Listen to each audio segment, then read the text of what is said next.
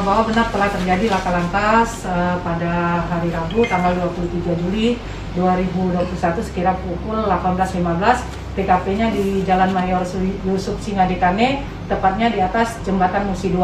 Jadi untuk kronologinya antara mobil truk box tronton dengan R2 Honda Beat, yang mana mobil truk box tronton yang datang dari arah Simpang Poligon menuju ke arah Simpang Citralen. Nah, setiba di TKP mengubah lajur dari lajur kanan ke lajur kiri sehingga menyerempet R2 Honda Beat, sehingga untuk korban meninggal dunia dalam perjalanan menuju rumah sakit Bari. Korban alami Kenapa? itu anak ibu ya? Anaknya, iya. Anaknya Jadi umur 10 tahun. Jadi mereka ini berempat, Bu ya? Berempat, ya. Bu, untuk korban sendiri lukanya di bagian apa, Bu? Untuk korban lukanya di paha kanan luka robek, untuk perut, dada, lecet, tulang rusuknya patah, sehingga meninggal dunia. Bu, hingga kini sopir udah diamankan Iya. berarti, Bu? Ya, untuk sopir sudah kita ambil keterangan untuk di BAP, begitu juga dengan saksi-saksi di lapangan.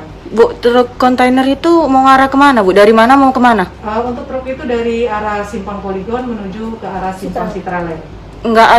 Maksudnya tujuan ke Jakarta atau gimana itu? Ya, Dari Riau atau ke Jakarta? enggak, Ke Jakarta?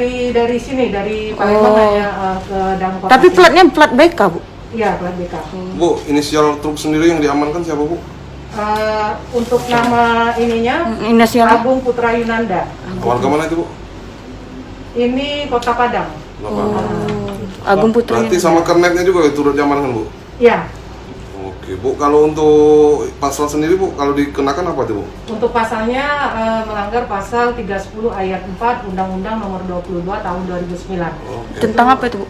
tentang karena lalainya menyebabkan korban meninggal dunia. Tapi itu nggak ngantuk ya, Bu, ya, sopir atau Enggak, ya? karena katanya menghindari lubang, ada lubang di situ. Oh, oke.